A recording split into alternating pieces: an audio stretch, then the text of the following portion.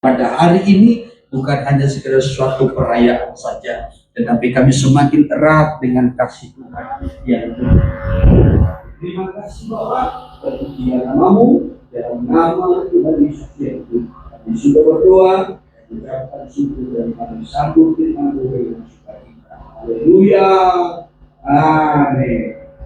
Puji Tuhan, saya persilahkan kembali duduk.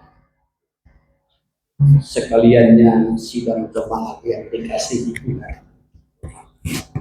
Puji nama Tuhan, salam sejahtera, salam persekutuan bagi kita seluruh jemaat Tuhan. Salam. Lebih sukacita lagi, salam. Ya, puji Tuhan, kita bersyukur buat kasih dan anugerah Tuhan yang menghimpunkan kita di tengah-tengah ibadah kita secara khusus. Saudaraku, perayaan mengingat kematian Yesus. Ya, 2000 tahun yang lalu di kayu salib di Golgota, itulah yang kita ingat dan kita rayakan pada hari ini.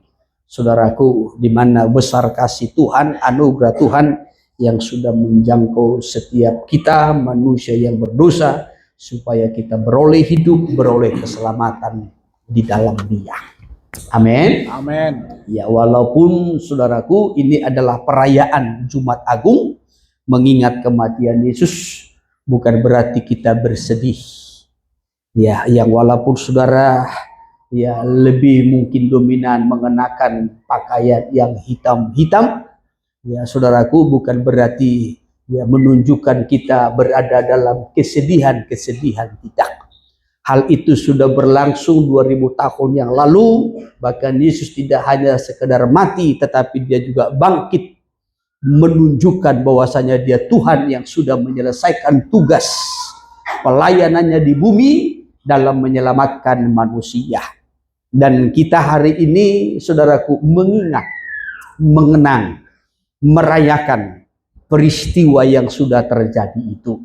Sekali lagi, bukan membawa kita kepada suasana kesedihan, duka, tidak, tetapi kita mengenang betapa kasih Tuhan, supaya rasa syukur kita terus semakin bertumbuh dan kita betul-betul menghargai, menjunjung tinggi betapa besar pengorbanan Tuhan untuk menjangkau kita manusia berdosa. Amin.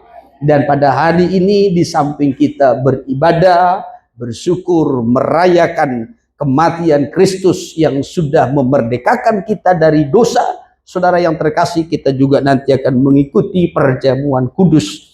Kiranya perjamuan kudus ini juga mengingatkan kita, saudaraku, bahkan semakin mempererat kita untuk tetap menyatu dengan Kristus, baik melalui kuasa darahnya maupun juga di dalam tubuhnya. Sehingga sebagai tubuh Kristus atau anggota tubuh Kristus, kita satu dengan yang lain menjadi satu kesatuan yang utuh, yang kuat untuk boleh saling menopang, saling menguatkan, untuk kita boleh bertumbuh bersama, kuat bersama sampai kepada hari yang terakhir.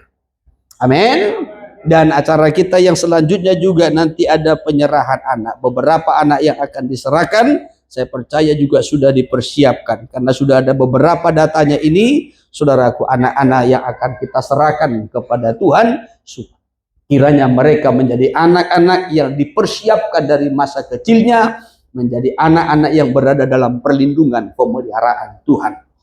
Puji Tuhan. Saya memberikan tema bagi kita pada ibadah Jumat Agung ini adalah kuasa darah Yesus. Hal ini dikutip dari kitab Ibrani pasal yang ke-10 dari ayat 19 sampai kepada ayat 22.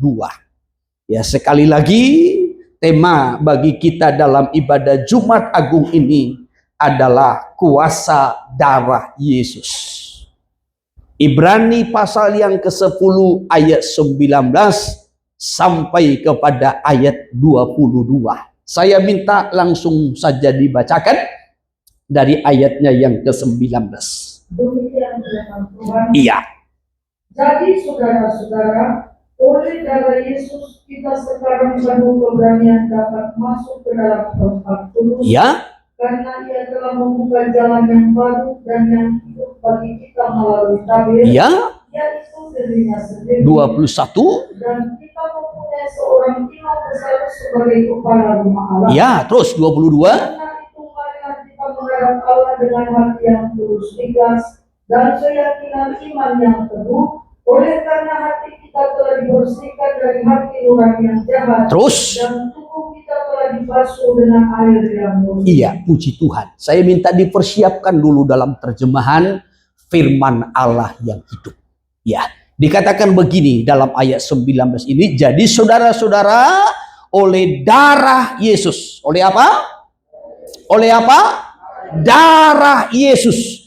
Kita sekarang penuh keberanian. Oleh darah Yesus kita penuh keberanian untuk apa? Dapat masuk ke dalam tempat kudus. Ya, jadi kuasa darah Yesuslah yang melayakkan kita. Kuasa darah Yesuslah yang memampukan kita. Kuasa darah Yesuslah yang mendorong kita untuk masuk ke tempat yang kudus. Lalu dilanjutkan ayat 20. Karena ia atau Yesus telah membuka jalan yang baru. Ya, dan yang hidup bagi kita. Yesus membuka jalan yang baru, jalan menuju kepada hidup bagi kita. Yaitu melalui tabir. Ya, melalui tabir yaitu dirinya sendiri. Jadi tubuh Yesus itu yang telah dilukai itu adalah digambarkan seperti tabir bayi suci yang terkoyak. Ya, jadi kalau kita melihat tabir bayi suci itu terkoyak ketika Yesus mati, saudaraku, itu menggambarkan tubuh Yesus, dagingnya yang dikoyak. Dikoyak oleh cambuk, dikoyak oleh paku, dikoyak oleh mahkota duri, dikoyak oleh tinju serdadu Romawi, dan seterusnya. Ya, tetapi saudaraku, ketika darah itu mengalir, kuasa darah itu berguna bagi saya dan saudara orang-orang percaya. Amin. Ya, tetapi kita melihat ayat 20 ini tadi, karena Yesus telah membuka jalan yang baru, yaitu jalan menuju hidup. Yesus sudah membuka jalan yang baru, jalan menuju hidup, melalui tabir, melalui kematiannya, melalui tubuhnya yang dikoyak. Selanjutnya dikatakan di sini ayatnya yang ke-21, dan kita mempunyai seorang imam besar sebagai kepala rumah Allah. Itulah Yesus. Dia bukan hanya sekedar mati dan hidup ataupun bangkit dan naik ke sorga, tetapi dia juga menjadi imam besar, menjadi kepala rumah Allah. Siapa rumah Allah? Gereja. Amin. Siapa rumah Allah? Gereja, jemaat. Ya, dan Kristus itu diberikan kepada kita sebagai kepala. Amin. Sebagai kepala, pemimpin.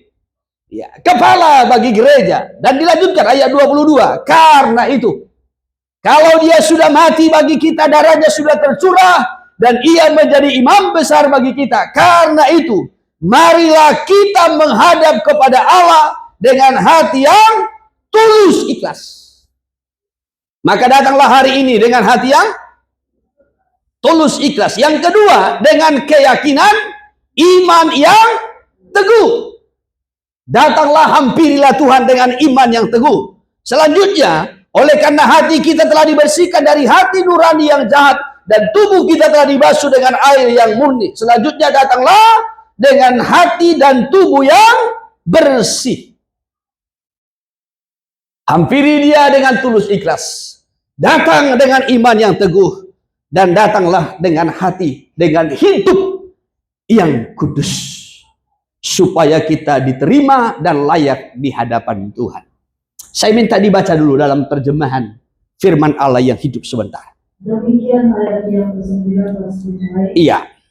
Jadi saudara-saudara yang saya kasihi, Iya. karena darah Yesus sekarang kita boleh memasuki tempat Maha Kudus. Iya. Tempat Allah berada. Iya. Jadi melalui darah Yesus kita dapat memasuki tempat Maha Kudus. Seperti pujian kita berkata, ku masuk ruang Maha Kudus dengan dengan darah anak domba. Ya, jadi kita memasuki ruangan Maha Kudus, menunjuk kepada kerajaan Allah, kerajaan surga, hanya dengan satu cara, melalui darah Yesus. Terus, inilah jalan baru yang menghidupkan, terus yang telah dibukakan oleh Kristus bagi kita dengan merobek tirai itu. dengan merobek tirai itu, yaitu Yaitu tubuh insaninya, tubuh insaninya. supaya kita dapat menghadap hadirat Allah yang Ya, kudus. supaya kita layak menghadap hadirat Allah. Jadi tirai di bait suci itu, tabir di bait suci itu menggambarkan tubuh Yesus yang terkoyak. Apa yang mengoyaknya? Cap. Apa yang mengoyaknya? Paku. Apa yang mengoyaknya? Mahkota. Dan seterusnya. Supaya kita layak. Ya. Tetapi saya mengajak kita untuk memperhatikan ayat 21. Karena imam besar kita yang agung ini mengepalai rumah Allah. Iya, karena ia juga disebutkan sebagai imam besar agung yang mengepalai rumah Allah. Perhatikan saudaraku. Kalau di dalam perjanjian lama, ketika imam besar memasuki bait suci yang disebut sebagai rumah Allah, maka imam besar harus membawa darah.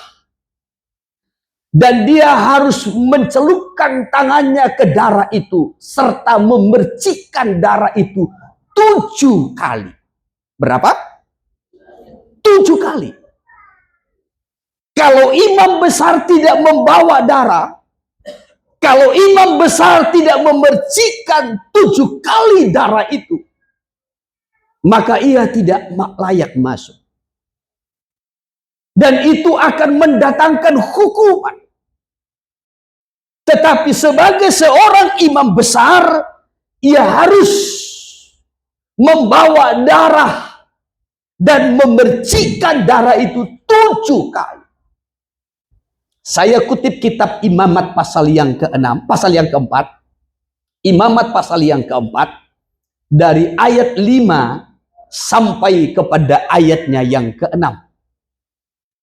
Ayat 5 sampai ayat 6. Ya. Imam yang diurapi itu harus mengambil sebagian dari darah lembu itu. Ya. Lalu membawanya ke dalam kemah pertemuan. Dibawa kemana? Kemah pertemuan atau ke bait suci. Terus lanjutkan. Imam harus mencelupkan jarinya ke dalam darah itu. Imam harus mencelupkan jarinya ke dalam darah itu terus. Dan memercikkan sedikit dari darah itu. Iya. 7 kali. 7 kali di hadapan Tuhan. Di depan tabir penyekat tempat kudus. Antara ruang kudus ke ruangan Maha Kudus. Di situ ada tabir atau tirai. Maka imam besar harus mencelupkan tangannya ke dalam darah dan memercikannya 7 kali. Berapa? Berapa? 7 kali. Di hadapan Allah. Dekat dengan tirai. Ya, 7 kali. Tirai atau tabir ini. Kita lompat dulu sebentar. Pasal yang ke-16. Ayat 14. Demikian firman Tuhan. Ya. Lalu ia harus mengambil sedikit dari darah lembu jantan itu. Terus. Dan memercikkannya dengan jarinya ke atas tutup perdamaian di bagian muka. Ya, terus. Dan ke depan tutup perdamaian itu ia harus memercikkan sedikit dari darah itu. Iya, terus. Dengan jarinya 7 kali. Berapa kali? 7 kali. Imam besar. Coba ditampilkan gambar tabernakelnya sebentar. Ya. Kalau imam besar masuk, ini imam besar. pelayanan imam besar ini sampai ke ruangan Maha Kudus. Ia harus membawa darah ketika masuk. Ia harus membersihkan darah itu di hadapan Tuhan, di depan pintu tirai. Ini tirai. Ya, tabernakel ini atau bait suci ini terdiri dari 3 bagian. Halaman. Ya, batas antara halaman dengan luar itu ada pintu gerbang. Lalu setelah halaman ada ruang kudus. Batas antara halaman dengan ruang kudus ini namanya pintu kemah. Lalu yang ketiga ruangan Maha Kudus. Batas antara ruang kudus, ruang suci ini dengan ruangan Maha Kudus ini namanya tirai ataupun pintu tirai yang terbuat dari kain. Tetapi pintu tirai ini, saudaraku, ini menggambarkan tubuh Yesus. Kita tadi sudah membaca dalam kitab Ibrani. Ya, ketika Yesus mati, pintu tirai ini, tirai di bait suci ini koyak dari atas sampai ke bawah. Itu menggambarkan kematian Yesus di mana tubuhnya juga yang terkoyak. Dan dia juga disebutkan tadi sebagai imam besar. Amin. Dan ingat, sebagai imam besar dia kepala rumah Allah. Dia kepala bait suci, dia kepala jemaat, atau dia kepala gereja. Ya, sebagai kepala gereja, ketika ia datang ke ruangan Maha Kudus, kalau dulu ruangan Maha Kudus ini, tapi ruangan Maha Kudus yang sesungguhnya bagi kita adalah sorga mulia. Amin. Ketika dia datang ke sorga untuk membawa sidang jemaat, orang-orang percaya, membawa gereja, maka ia harus membawanya dengan darah. Dengan apa? Dengan apa? Darah. Hanya perbedaannya kalau di dalam perjanjian lama yang dibawa itu darah binatang, darah domba, darah lembu. Lalu imam besar harus memercikannya 7 kali. Tetapi Yesus datang untuk membawa gereja. Orang-orang percaya masuk ke ruangan Maha Kudus, sorga mulia, bukan dengan darah binatang, tetapi dengan darahnya sendiri. Amin. Maka harus ada 7 percikan darah. Berapa? 7 percikan darah. 7 percikan darah itu melambangkan 7 titik luka Yesus. Sekali lagi, 7 percikan darah itu melambangkan atau menunjukkan, menyatakan 7 titik luka Yesus. Kalau demikian, 7 titik luka Yesus itu di mana saja? Yang mana saja? Dan apa fungsinya? Apa tujuannya? Apa kegunaannya? Saya tadi memberikan temanya kuasa darah Yesus. Kalau ada 7 titik luka yang mengeluarkan darah, maka setiap titik luka itu memiliki fungsi, memiliki kuasa yang bermanfaat bagi orang-orang percaya. Bisa ditangkap? Yang pertama, ketika Yesus berdoa di Taman Getsemani, dia berseru kepada Bapa, Bapa, kalau boleh cawan ini berlalu, biarlah berlalu. Namun bukan kehendakku yang jadi, melainkan kehendak. Dalam rasa takut dan tertekan, maka Yesus bersungguh-sungguh berdoa.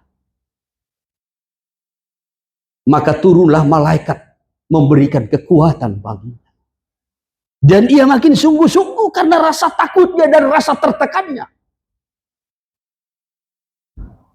Injil Lukas pasal 22 dari ayat 42 sampai 44 mencatat, maka keluarlah butir-butir darah bagaikan peluh dari tubuh. Biasanya kalau dari pori-pori ini keluar darah, butir-butir darah, karena pembuluh darahnya pecah. Ya. Pembuluh darahnya pecah. Karena rasa takut dan rasa tertekan. Maka jemaat jangan sampai ada yang takut dan tertekan. Pembuluh darahmu bisa pecah.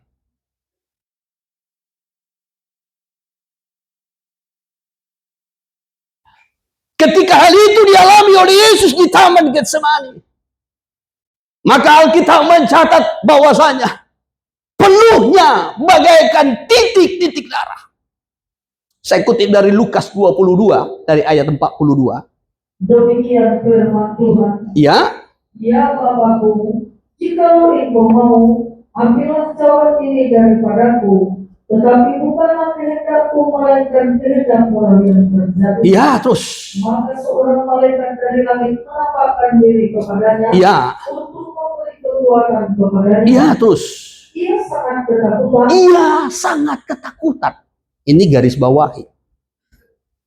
Yesus mengalami rasa takut sebagai manusia menghadapi salib yang begitu berat, menghadapi kematian. Saya percaya kita sebagai manusia pun semua memiliki rasa takut menghadapi kematian. Amin. Haleluya. Ya, ada yang sudah siap mati? Pasti nggak ada. Walaupun kita berkata, Tuhan, aku siap mati untukmu. Ya. Kalau ditanya, saudara mau mati hari ini?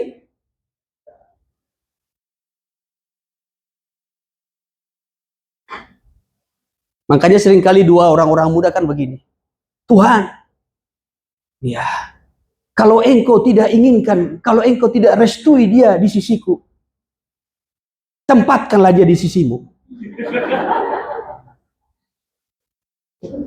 Langsung dia bertobat. Enggak, aku mau setia. Karena takut terhadap kematian. Ya. Ada juga orang muda berdoa begitu. Hah? Udah terima pengajaran masih begitu doanya. Ya. Tuhan, kalau tidak engkau izinkan dia ada di sisiku, tempatkanlah dia di sisimu. Ada gitu berdoa. Jangan dek ya, jangan. Haleluya. Ya. Saudara yang terkasih, ketika Yesus berada dalam tekanan dan rasa takutnya terhadap kematian, maut, maka Alkitab mencatat ayat 44, ia sangat ketakutan dan makin bersungguh-sungguh berdoa, peluhnya menjadi seperti titik-titik darah yang bertetesan ke tanah.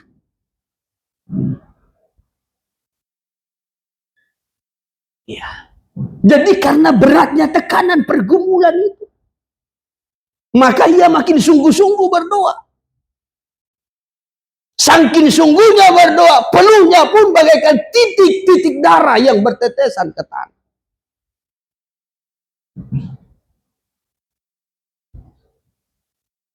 Maka kalau makin berat pergumulan, makin sungguh-sungguhlah berdoa. Amin. Kalau bahasa Bataknya dikatakan begini, alani borak ni paru kilo lam igoguma martangia. Ya, jadi mulu lam borak paru kilon ikul lam gogodo martangia. Ya. Bukan hanya berdoa saja dengan sungguh-sungguh, tetapi peluhnya bagaikan titik-titik darah.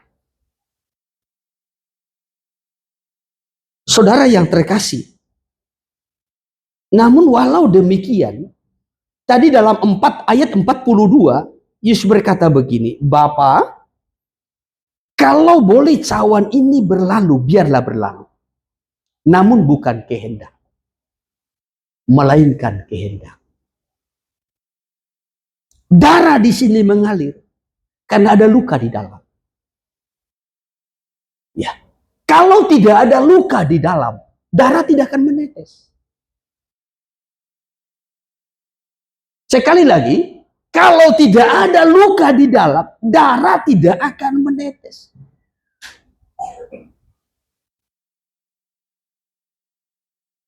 Kenapa ada orang mungkin keluar darah dari hidung bisa? Karena ada luka di dalam. Kenapa ada orang disentri keluar darah? Karena ada luka di dalam. Kenapa pelunya menetes bagaikan titik-titik darah? Karena ada luka di dalam. Tetapi walaupun demikian, Yesus berkata, bukan kehendakku, melainkan kehendakmu. Semua apa yang kualami ini, yang membuat aku memiliki rasa takut, aku tertekan, bahkan peluku bagaikan titik-titik darah. Semua perjalanan hidupku ada dalam rencana Tuhan. Semua perjalanan hidupku ada dalam maksud Tuhan.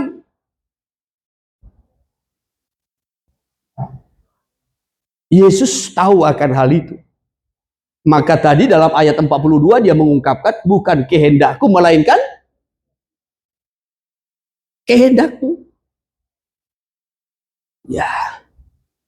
Jadi perjalanan hidup kita itu semua dalam rencana Tuhan. Walaupun mungkin kita mengalami hal yang pahit, yang menakutkan, tapi ingat, semua itu seizin Tuhan dan semua itu ada dalam rencananya. Ya, maka Yesus pun tahu akan hal itu. Ya. Bahkan ketika Yesus mati, perhatikan. Ketika Yesus mati, disalib bersama dengan dua penjahat di kanan dan di kirinya. Biasanya kalau dalam tradisi hukum orang Romawi, ya, saudaraku, kalau seseorang yang disalib itu belum mati, maka kakinya harus dipatahkan supaya dia mati. Ya. Maka setelah dilihat, Yesus ternyata sudah mati sebelum kakinya dipatahkan. Maka nanti yang ditombak itu lambungnya. Ya. Tetapi itu bukan secara kebetulan. Alkitab sudah menubuatkan. Ya. Kalau dalam kitab Yohanes dikatakan, supaya genaplah firman yang tertulis. Tidak satu pun tulangnya yang dipatahkan. Ya. Tetapi Tuhan melindungi. Ya. Tidak satu pun tulangnya yang dipatahkan. Begitu ya. Coba Yohanes berapa? 19 ayat 36. 19 ayat 34. Ya. Dimulai 33. Tetapi ketika mereka sampai kepada Yesus, Ya. dan melihat bahwa ia telah mati, Sudah mati terus. mereka tidak mematahkan Tidak kakinya. mematahkan kakinya. Ya terus. Tetapi seorang dari antara prajurit itu menikam lambungnya dengan tombak, Terus. dan segera mengalir keluar darah. Keluar darah dan air terus. Dan orang yang melihat hal itu sendiri yang memberikan kesaksian ini, Ya. dan kesaksiannya benar, Terus. dan ia tahu Ya. bahwa ia mengatakan kebenaran, Terus. supaya kamu juga percaya. Iya. Sebab hal itu terjadi supaya genaplah yang tertulis dalam kitab suci. Supaya genap yang tertulis dalam kitab suci terus. Tidak ada tulangnya yang akan dipatahkan. Tidak ada tulangnya yang dipatahkan. Ya. Semua dalam rencana Tuhan. Ini sudah dinubuatkan dalam kitab Keluaran pun. Kalau saudara lihat itu nanti korrespondensinya. Dalam kitab Keluaran pun itu sudah dinubuatkan. Ya, tidak ada tulangnya yang dipatahkan. Biasanya orang yang disalibkan itu harus dipatahkan kakinya supaya mati. Tapi Yesus sudah mati sebelum dipatahkan. Ya, saudara yang terkasih. Nah, supaya apa? Supaya apa yang sudah dinubuatkan oleh firman Tuhan sebelumnya tergenapi. Amin. Maka semua rencana Tuhan itu adalah rencana yang pasti. Haleluya. Ya, perjalanan hidup kita ini adalah ada dalam rencana Tuhan. Semua orang percaya yang sudah mengalami kelahiran baru, perhatikan. Semua orang percaya yang sudah mengalami kelahiran baru, perjalanan hidupnya ada dalam rencana Tuhan. Walaupun mungkin perjalanan hidupmu kadangkala menghadapi masa sulit, walaupun mungkin kadangkala perjalanan hidupmu mengalami hal-hal yang pahit, tetapi saya mau sampaikan perjalanan hidupmu ada dalam rencana Tuhan. Tuhan tahu apa yang engkau alami. Tuhan tahu apa yang sedang engkau hadapi.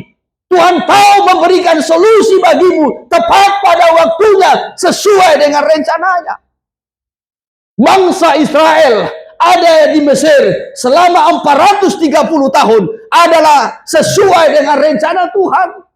Sebelum bangsa itu ada, sebelum Abraham memiliki keturunan, Tuhan sudah menubuatkannya. Tuhan berkata kepada Abraham, nanti kelak keturunanmu akan berada di Mesir. Mereka akan diperbudak 400 tahun, kata Tuhan. Sudah dinubuatkan dalam kitab Kejadian. Sementara Abraham belum memiliki keturunan.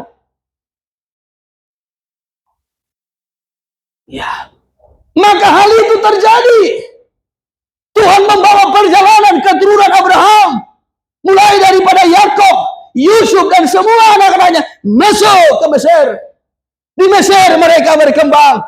Di Mesir mereka bertumbuh. Sampai berjuta menjadi bangsa yang banyak. Bahkan lebih banyak dari penduduk Mesir. Sampai orang Mesir pun ketakutan. Firaun pun ketakutan. Jadi mereka ada di Mesir dalam rencana Tuhan. Namun hal yang paling menarik, perhatikan. Ketika Tuhan menulahi Mesir dengan berbagai-bagai tulah, bahkan 10 tulah, tetapi khusus Goshen, tempatnya orang Israel berada, tempatnya penduduk Israel yang berada di wilayah Goshen, tidak ada tulah. Ketika Tuhan menulahi penduduk-penduduk Mesir, orang Israel dari Goshen hanya memandang. Air berubah menjadi darah. Orang Israel dari Goshen hanya memandang. Tulah kakak memenuhi Mesir. Orang Israel hanya memandang. Nyamuk, lalat pikat, penyakit sampar. Orang Israel hanya memandang. Dan hal itu juga dinubuatkan. Dijanjikan Tuhan bagi orang-orang percaya dalam Mazmur 91. Masih ingat tuh ayat itu? Mulai dari ayatnya yang ke-7 sampai kepada ayatnya yang ke-13, 14. Sekalipun rebah di sisimu,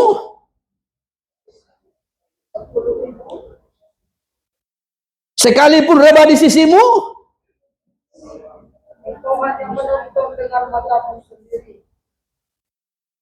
di sisimu berapa ribu?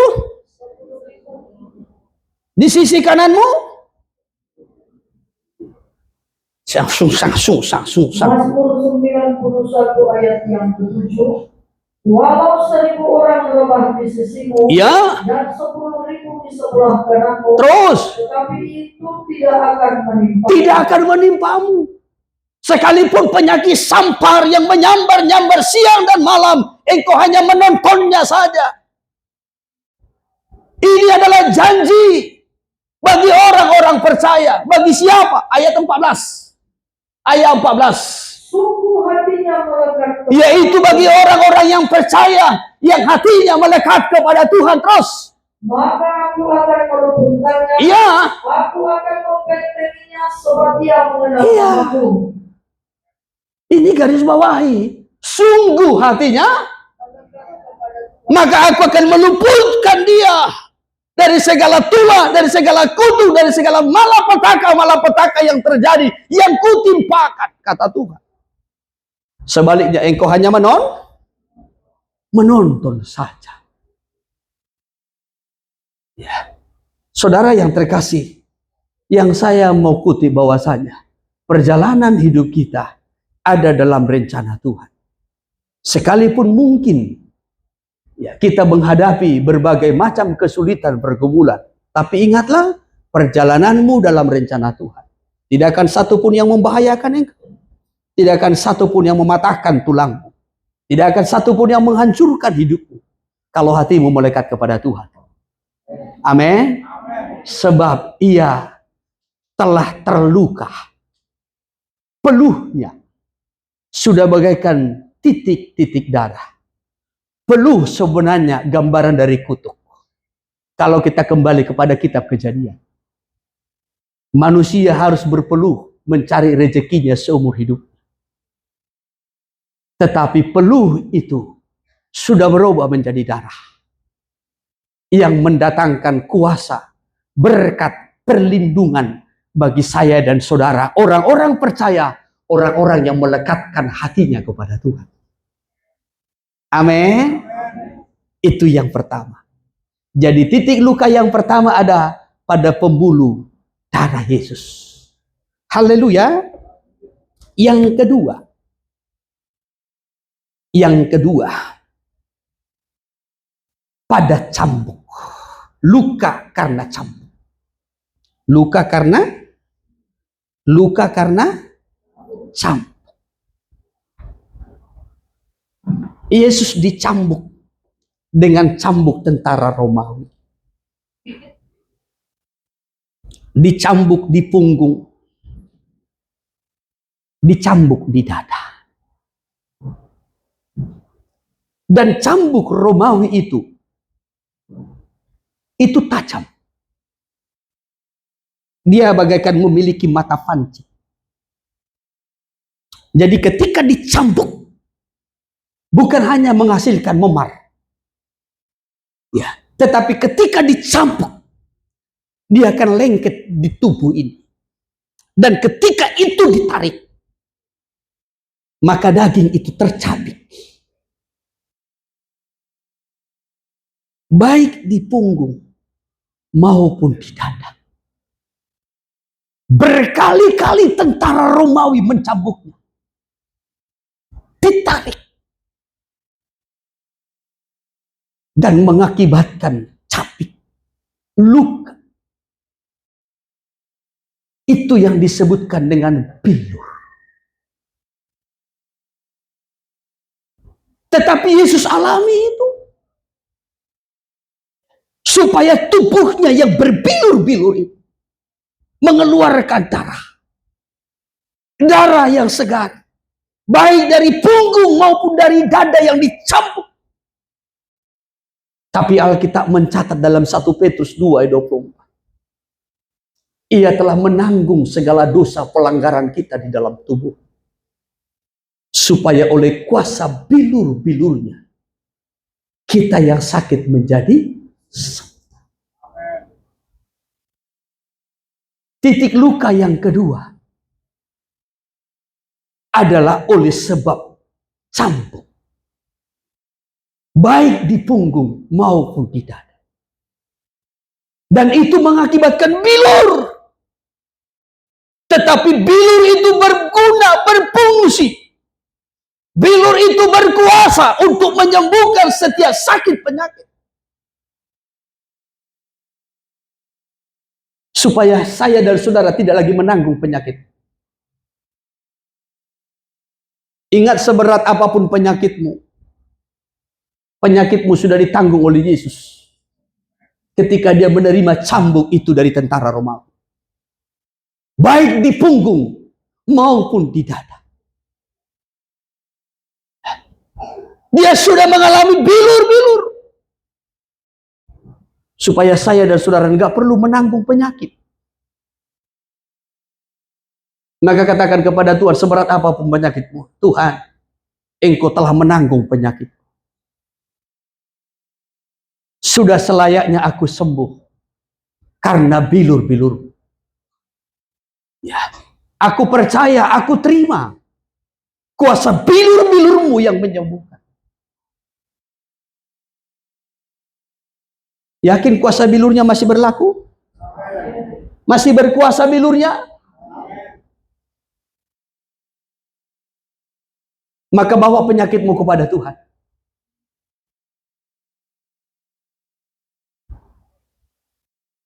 Jangan tanggung sendiri. Jangan katakan, obaton namara sampai mati. Jangan.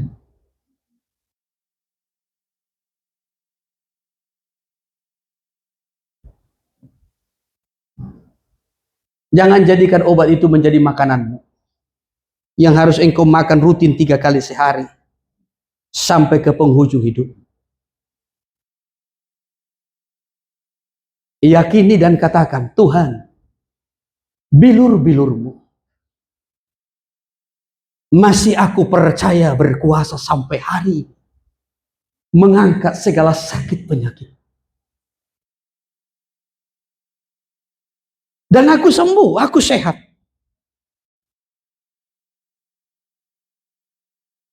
Saya pun berani khotbahkan karena saya juga berkali-kali luput dari penyakit. Dengan kuasa bilurnya.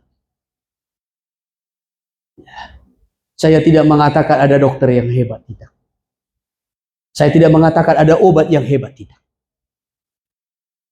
Tapi ada Tuhanku yang hebat. Haleluya.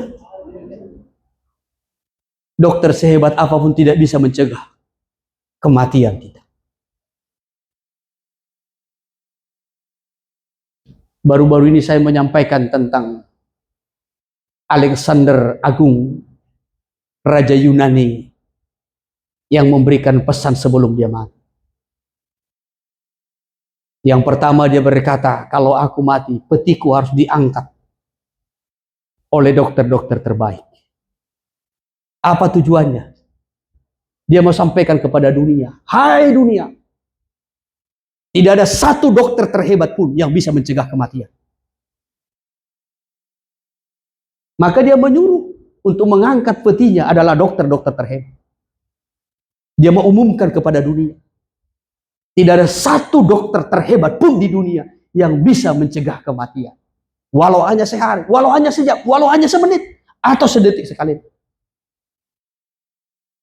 Baru yang kedua dia memberikan pesan, kalau aku mati ketika petiku diangkat, maka semua hartaku, emasku, perakku harus ditaburkan di jalan.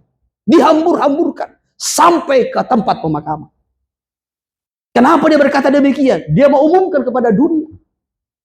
Segala harta yang kita miliki di dunia ini, tinggal di dunia ini, tidak akan kita bawa ke surga. Ya, maka segala hartanya, uangnya, emasnya, peraknya, permata yang dia miliki, semua dihamburkan selama perjalanan dari tempatnya sampai ke pemakaman. Dia mau umumkan kepada dunia, semua keberhasilanmu, semua pencapaianmu, semua harta yang engkau miliki di bumi ini, hasil usahamu akan tetap engkau tinggalkan ketika engkau mati. Baru pesan yang ketiga yang dia sampaikan. Ketika aku dimasukkan ke peti untuk dibawa dikuburkan, tanganku harus keluar. Ya, beda kalau kita kan, apalagi kalau orang Batak, sari matua, dok saur matua, iko beda do tangan. Ada yang begini, ada yang begini. Ya. Tapi Alexander Agung berkata harus dikeluarkan. Untuk apa? Dia mau umumkan kepada dunia. Aku datang dengan tangan yang hampa ke dunia. Aku pulang juga dengan tangan yang hampa. Supaya dunia tahu.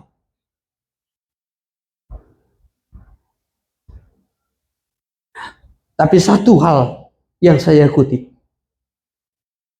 Tidak ada dokter terbaik pun yang bisa mencegah kematian.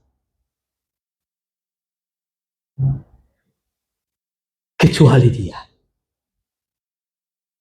Tidak ada satu dokter pun yang bisa menjamin kesembuhan penyakitmu.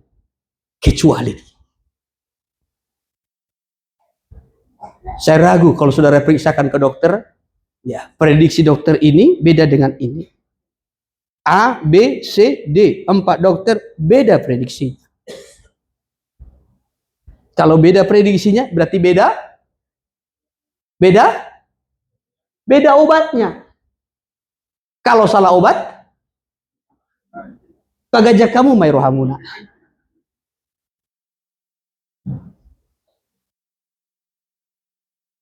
Tapi saya mau sampaikan dia sudah menerima cambuk. Baik di punggung maupun di dada. Dan oleh cambuk itu, maka ada bilur-bilur.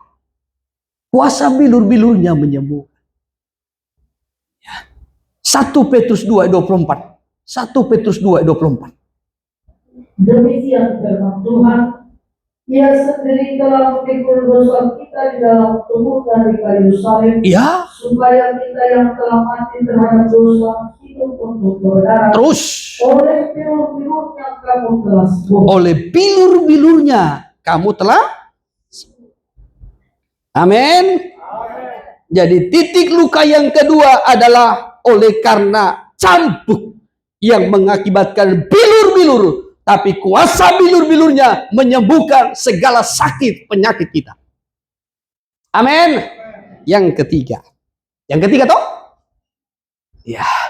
Luka yang ketiga adalah luka karena ditinju oleh tentara Romawi. Serdadu Romawi. Yesus mengalami pukulan. Pukulan itu mengakibatkan memar. Ya. Kalau memar itu biasanya lukanya juga di dalam. Darahnya tidak keluar. Sehingga itu bisa mengakibatkan saudaraku pada kulit kita ini bengkak, merah, kadangkala seperti biru hitam. Pernah seperti itu? Saudara pernah mengalami luka memar? Ya, berdarahnya di dalam. Kenapa? Karena lukanya di dalam. Ya, di luar biasa saja, tetapi di dalam luka dan berdarah. Ya, sehingga biasanya itu terlihat memar. Ada yang mengalami luka di dalam? Luka hati? Ya, luka hati. Lukanya di dalam? Ya, berdarah di dalam. Kalau si Alisa berkata sakit berdarah.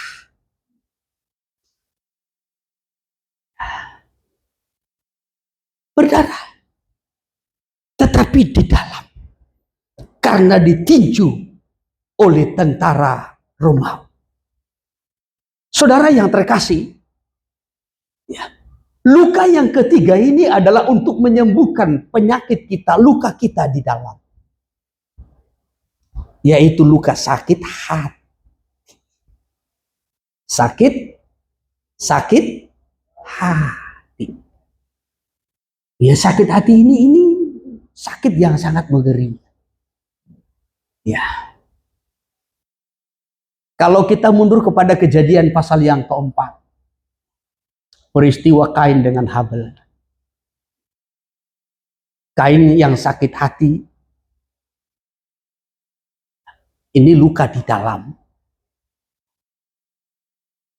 Kalau kita perhatikan dengan teliti,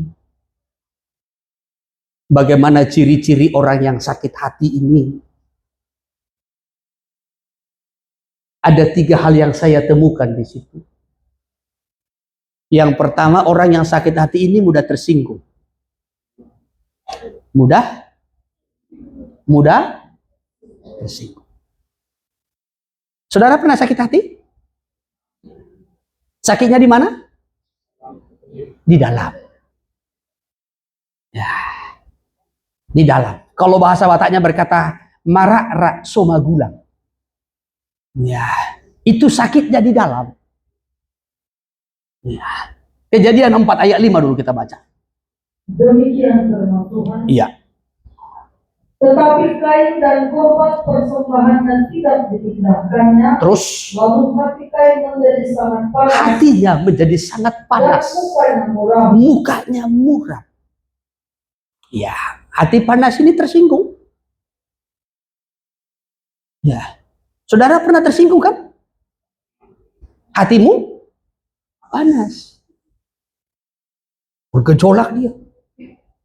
Enggak tenang, jalan dia kemari. Ini sudah keringatan ini. Dikiranya itu apa aku ini?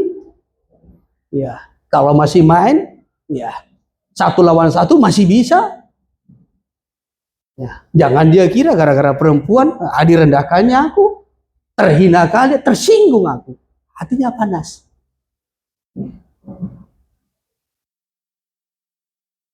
Kok orang-orang muda ini senyum-senyum? Ya, pernah hatimu panas? Karena tersinggung begitu? Ya. Suami pernah hatinya panas? Tersinggung karena istri? Ya. Suami orang dipuji-pujinya? Kita direndahkannya? Ya. Suami siapa itu? Ya. Setelah pakai lensa dia makin ganteng ya.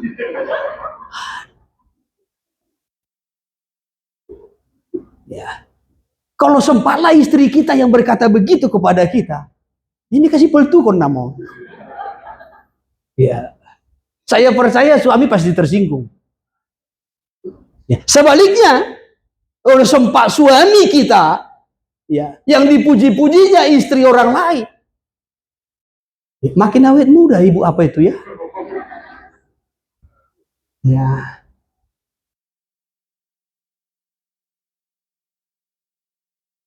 Istri pasti tersinggung. Ya. Istri berkata, sudah 20 tahun aku menikah denganmu. Sampai hari ini belum pernah kau puji. Selalu kau rendahkan. Yang masakanku lah nggak enak. Ya. Aku nyuci nggak bersih. Kalau aku nyetrika, 4 setrikaannya. Ya. Saudara yang terkasih, orang yang tersinggung, panas hati, ya, ini karena merasa hatinya sakit. Bukan hanya panas hati, tetapi mukanya muram. Ya, makanya biasanya mukanya muram. Orang sakit hati itu mukanya muram loh, jelek. Ya. Maka orang yang paling cantik itu adalah orang yang mengampuni. Sudah ampuni saja. Ya, enggak apa-apa. Biasa. Yesus aja diperlakukan lebih dari situ, apalagi kita. Ketika kita melepas pengampunan, ya, muka kita berseri. Lepas pengampunan dulu. Ya. Amin. Ada yang melukai hatimu? Lepas pengampunan. Ya. Apakah dia orang terdekatmu? Apakah suamimu atau istrimu, pasanganmu, orang tuamu atau anak-anakmu yang menyakiti hatimu? Lepas pengampunan dulu. Keluargamu yang dekat, yang jauh, yang menyakiti hatimu, lepas pengampunan dulu. Teman-temanmu yang melukai hatimu, yang menyakiti hatimu, lepas dulu pengampunan. Supaya jangan sampai muka, ya, kita mau KKR muka muram, ya, nggak turun kuasa nanti. Ya, maka lepas dulu pengampunan. Nah, susah kali ku tengok. Lepas dulu pengampunan. Ya, siapapun yang menyakiti hatimu, Yesus itu ditinju oleh serdadu-serdadu Romawi. Ya, tidak terlihat lukanya, tetapi lukanya di dalam. Ya, mengakibatkan memar, tetapi memiliki tujuan. Ya, supaya kita diberikan kuasa, kemampuan dalam memberikan pengampunan.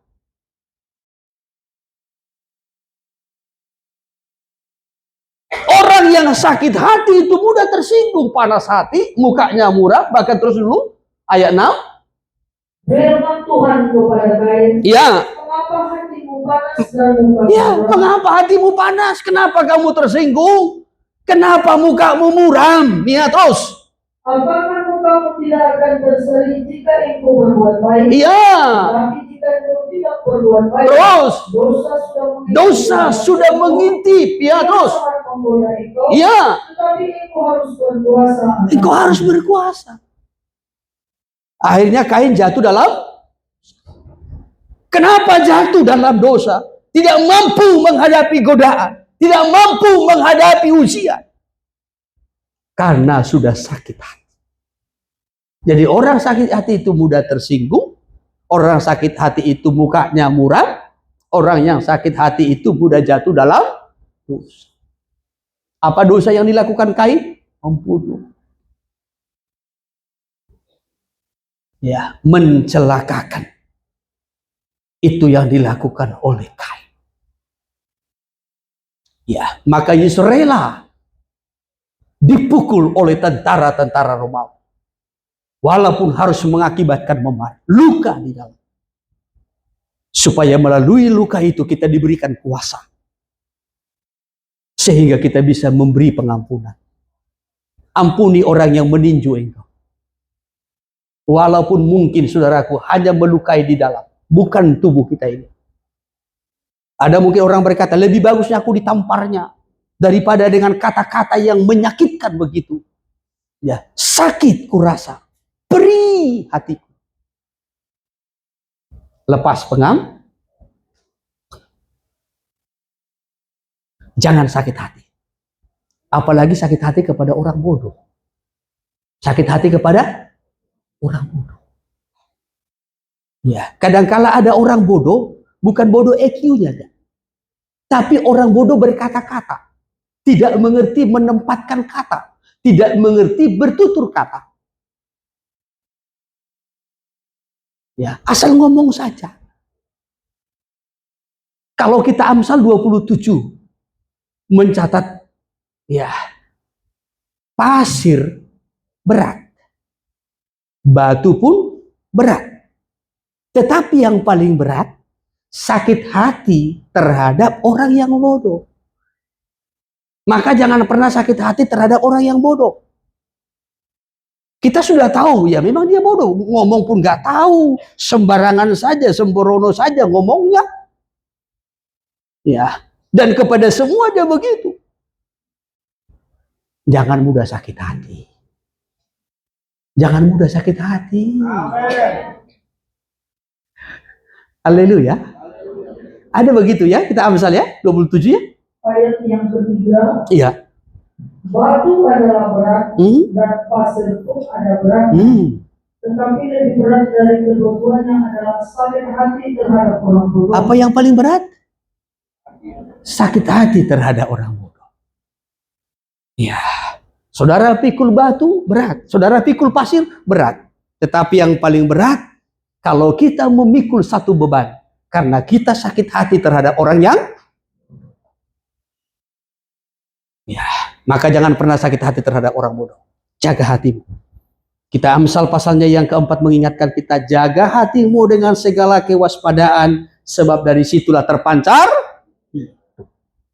Amin. Titik luka yang selanjutnya. Yang keberapa? Yang keempat. Titik luka yang keempat adalah pada kepala. Melalui mahkota duri. Melalui mahkota duri. Yesus diberikan mahkota duri di atas kepala. Lalu mahkota itu ditancapkan. Sehingga mengalirlah darah. Karena luka. Ya, saudara yang terkasih, titik luka yang keempat ini supaya kita memiliki pikiran seperti Kristus. Ya, saya persingkat saja ya, karena waktu kita. Kepala itu bicara tentang pikiran. Ya, jadi diberikan mahkota duri dan mengakibatkan luka, darah mengalir. Supaya memiliki pikiran seperti Kristus. Pikiran seperti Kristus saya sudah sampaikan dalam ibadah kita pada minggu yang lalu. Baik pikiran maupun perasaan seperti Kristus. Saudara yang terkasih, ya, Kita harus menguasai pikiran kita supaya pikiran kita ini seperti pikiran Kristus. Saya sering menyampaikan tempat peperangan yang paling besar dalam hidup manusia adalah pikiran, bukan hati. Sekali lagi, tempat peperangan yang terbesar dalam hidup manusia adalah pikiran. Maka manusia yang paling berat itu mengendalikan pikiran, menguasai pikiran. Itu yang paling berat. Kalau seseorang bisa menguasai pikirannya, oh itu orang yang hebat. Pikiran ini yang seringkali membuat kita berdosa. Pikiran ini yang seringkali membuat kita berpikiran negatif kepada orang lain. Orang lain kadang-kala berbuat baik, bersikap baik, tujuannya baik. Oh, justru pikiran kita justru memikirkan hal yang negatif. Orang memiliki maksud yang baik terhadap kita, kita pikiran negatif.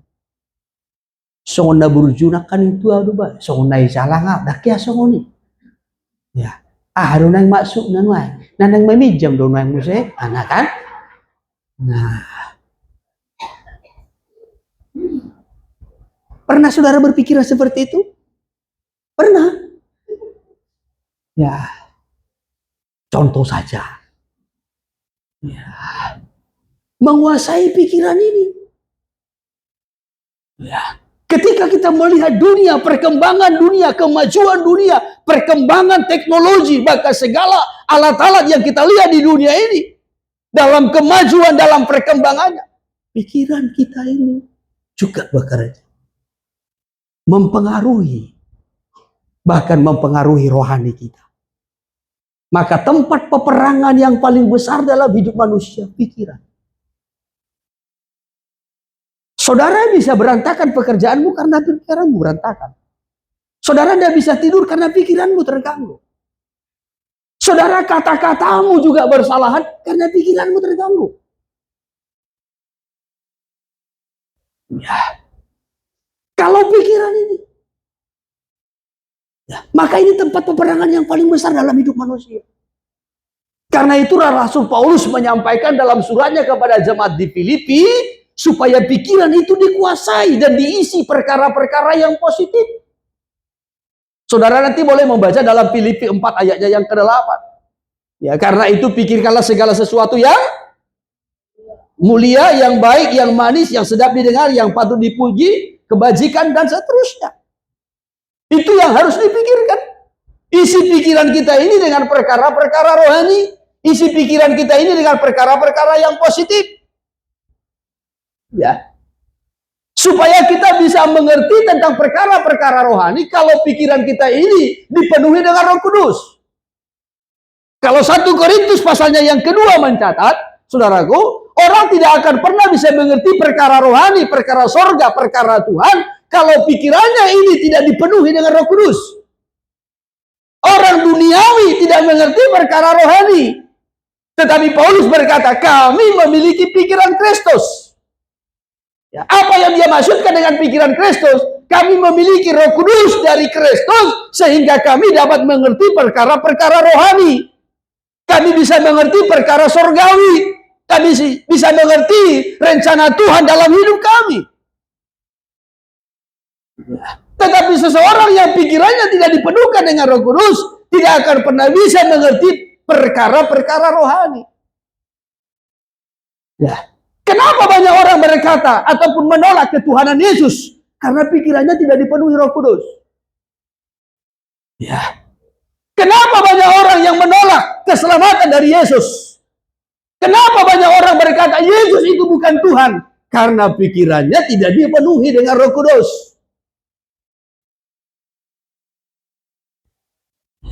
Bagaimana mungkin Tuhan menjadi manusia? Bagaimana mungkin Tuhan mati? Karena pikirannya tidak dipenuhi dengan Roh Kudus. Tapi kalau kita membaca 1 Korintus pasal 2 itu sangat jelas mencatat.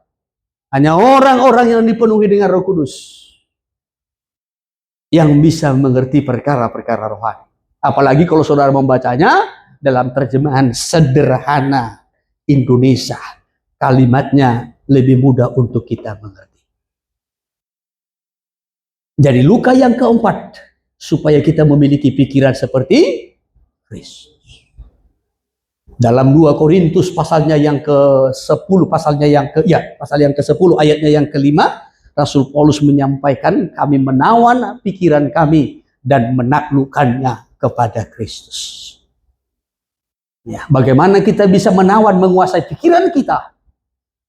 Ya, terima kuasa mahkota duri, supaya kita bisa mengendalikan pikiran kita.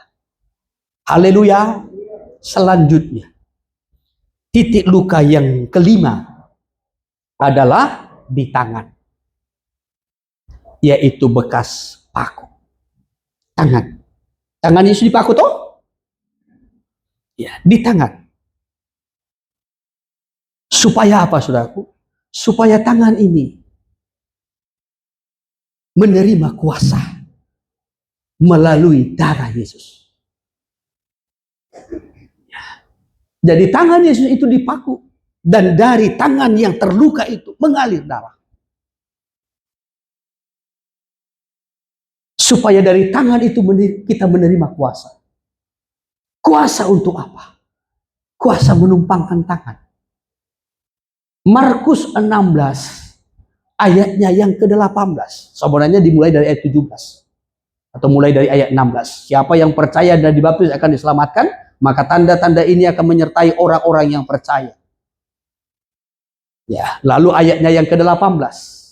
Mereka akan memegang ular. Terus. Dan sekalipun mereka minum racun maut. Ya. Mereka tidak akan mendapat celaka. Mereka akan meletakkan tangannya atas orang sakit. Terus. Dan orang itu akan sembuh. Supaya tangan penuh kuasa. Maka minta kepada Tuhan, Tuhan penuhi tanganku dengan kuasa.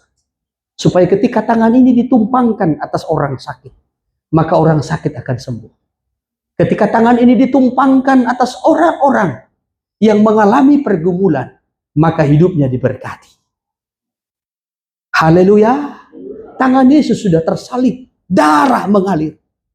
Supaya melalui tangan itu, maka tangan kita yang menerima dia sebagai imam besar agung kita, mengalami kuasa untuk menjadi berkat.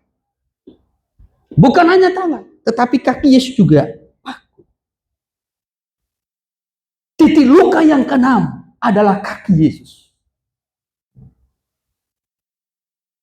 Supaya dalam setiap perjalanan kita juga menjadi berkat. Setiap langkah kita menjadi berkat. Secara khusus dalam memberitakan Injil. Kitab Efesus pasal yang ke-6 mencatat bahwasanya berkasutkan kerelaan memberitakan. Kaki Yesus dipaku dan mengalirkan darah. Supaya melalui kakinya itu ada kuasa yang akan kita terima di kaki kita ini. Sehingga kaki kita ini juga berkuasa dalam melangkah, dalam memberitakan Injil. Sehingga banyak orang yang diselamatkan. Banyak orang yang dimenangkan. Ya, kita Yesaya mencatat bahwasanya betapa indahnya langkah-langkah orang yang membawa kabar baik, kabar kesukaan, berita Injil.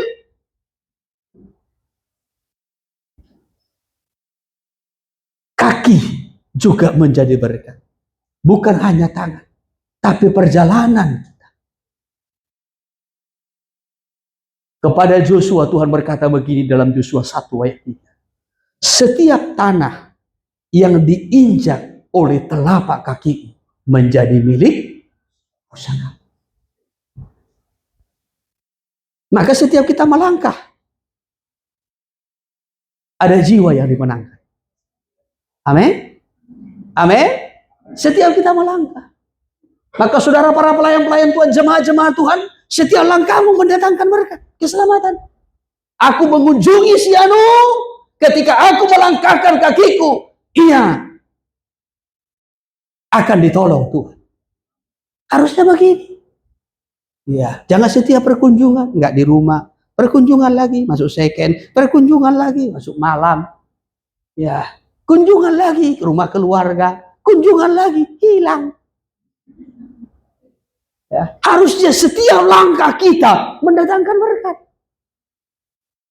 Dimanapun kami berdiri, kemanapun kami kan pergi, di situ pasti. Amin. Iya. Kenapa setiap langkah kita mendatangkan berkat kuasa? Karena kaki Yesus sudah terluka, darah mengalir, supaya setiap langkah-langkah kita juga mengalami kuasa karena darah itu. Amin. Itu titik luka yang ke-6. Titik luka yang terakhir yang ke-7 adalah lambung. Tadi kita sudah membaca dalam Yohanes pasalnya yang ke-19. Ketika serdadu-serdadu itu sampai kepada Yesus, mendapat Yesus sudah mati. Sehingga kakinya tidak perlu dipatahkan. Tapi salah satu dari serdadu itu menombak lambung Yesus. Dan dari lambung itu keluarlah darah dan air.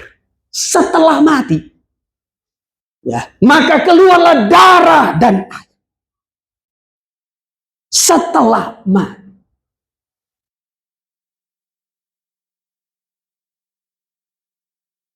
Ini titik luka yang terakhir yang ke-7.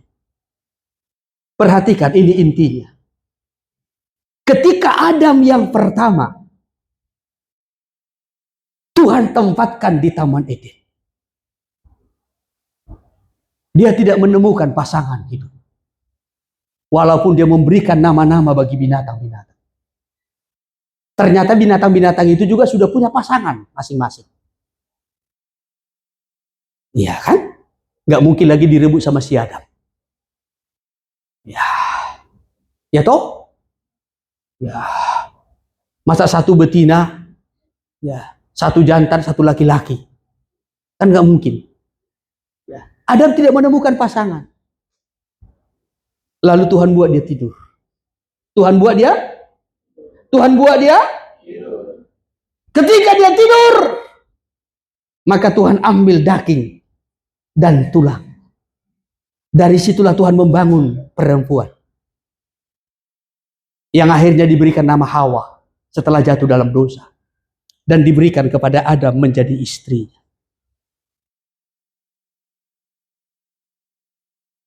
Yesus mati di kayu salib.